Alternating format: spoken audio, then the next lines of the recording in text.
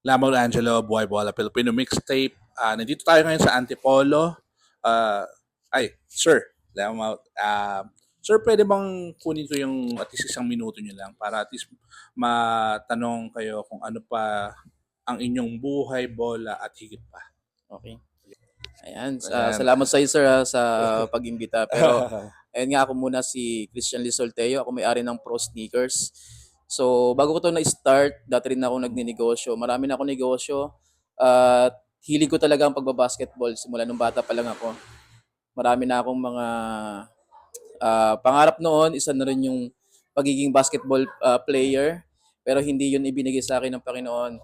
At eto na, natayo ko yung negosyong ito dahil passion ko talaga yung pagba-basketball. So, passion, sobrang, mula nung, kailan yun natuklasan na basketball talaga ikaw? Kasi yung mga panahon natin, tayo yung panahon na parang puro labas talaga eh. Yes. Pero yung unang hawak niyo yung bola, mga anong ilang taon po kayo?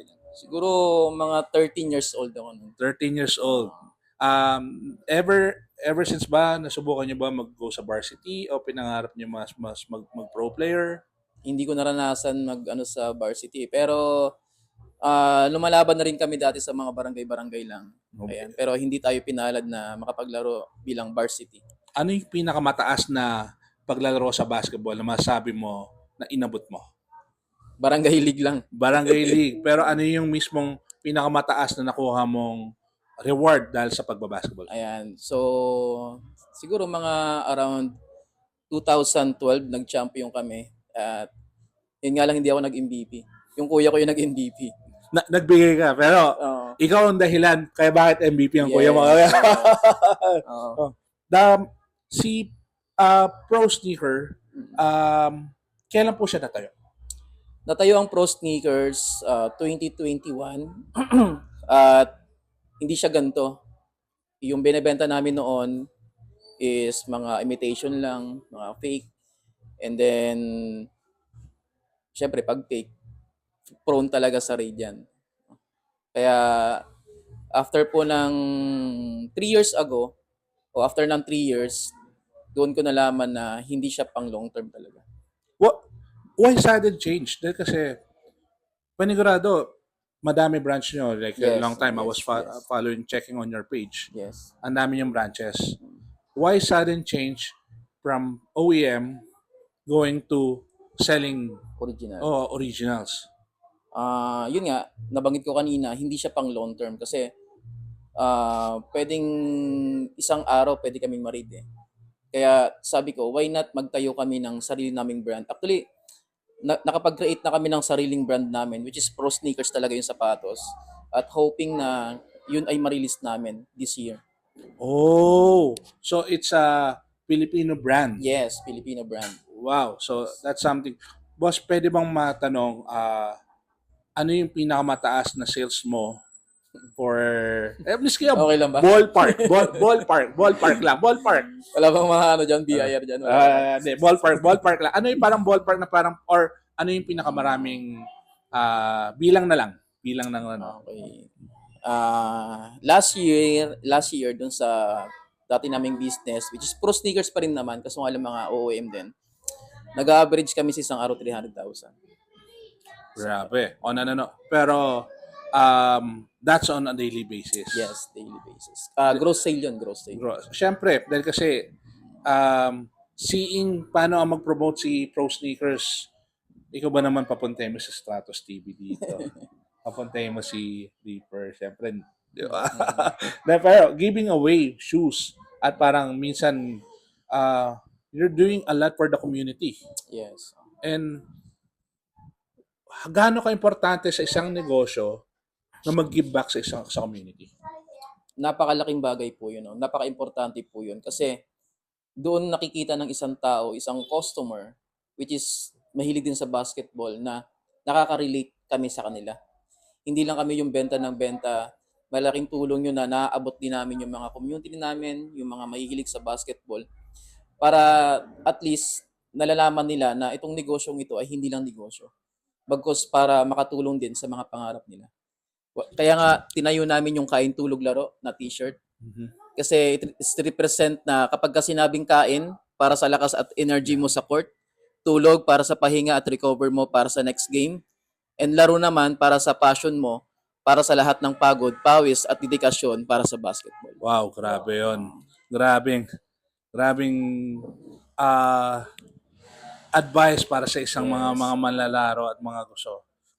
Kung papabalikin kita, boss, sa edad mo na ano, kakausapin mo yung 20 years old Yes. na ikaw, ano yung i-advise mo sa kanya? Kwento ko lang din yung 20 years old ako, no? Puro kasi ako nun, puro gala, puro pasaya sa buhay. Yes, po. Siguro mapapayo ko sa kanya, sa 20 years old na ako, dapat magpursige na. Kasi narating ko yung ganito, mga 28 na ako 28 to 7 na. Ibig sabihin, maraming nasayang na taon. Which is na habang bata pa sana ako noon, ay narating ko na. Ang pagtatanim ng maaga Yes. yung magpapag-aani ng Kasi sigla. ito po yung nangyayari Sa mga kabataan ngayon, ang gusto nila, gawin yung mga bagay na hindi naman nagpapalago sa kanila. Unang-una talaga, dapat meron kang disiplina sa sarili. So, maaaring pwede kong sabihin sa sarili ko, bilang isang 20 years old, magkaroon ng disiplina sa sarili. Kasi without discipline sa sarili, hindi mo makukuha ang lahat ng gusto mo. At syempre, kailangan meron kang Diyos sa buhay. Kasi dati, nung ako'y hindi pa ako nagkaroon ng totoong relasyon sa Panginoon, puro makamundo yung ginagawa ko So dahil nagkaroon ako ng relasyon sa Panginoon, doon ko nalaman kung bakit ako nagnegosyo. Hindi para kumita, kundi para matulungan din yung mga taong nangangailangan ng trabaho. Sir, ano ang number one sale advice mo sa paggagawa ng katulad ng mga pagbebenta on anything Okay. sa mga kabataan? Ang ma-advise ko, no, kung papasukin nyo ang pagninegosyo o talagang nagbebenta na kayo, dapat alam mo yung reason why mo kung bakit pinasok mo yung pagninegosyo. Kasi by that, pag alam mo yung reason why mo, kahit gaano kahirap yung sitwasyon, kasi hindi lahat ng negosyo araw-araw Pasko Tama? Hindi lahat araw-araw kumikita ka So darating ang point na maboburden ka, susuko ka, pero dahil alam mo yung reason why mo, doon ka ulit napapalakas. Example, yung reason why mo para makaahon sa kahirapan. Every time na naalala mo ulit yon, nare-remind ka ulit na kailangan mong magsumikap, magsakripisyo, at higit sa lahat, magsipag. So dapat meron kang reason why kung bakit mo ginagawa yun. Boss, final advice na lang.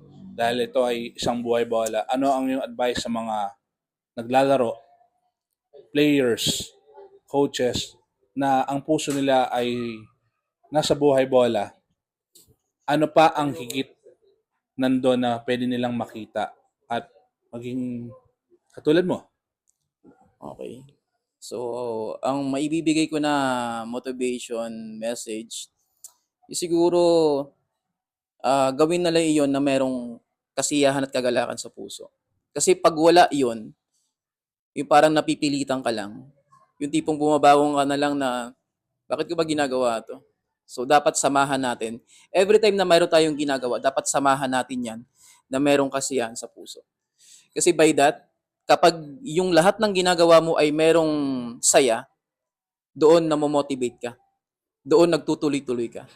So lahat ng mga ginagawa natin, meron yan dapat kasiyahan sa puso natin. Yun lang po. Maraming salamat. Buhay bola at higit pa. Grabe.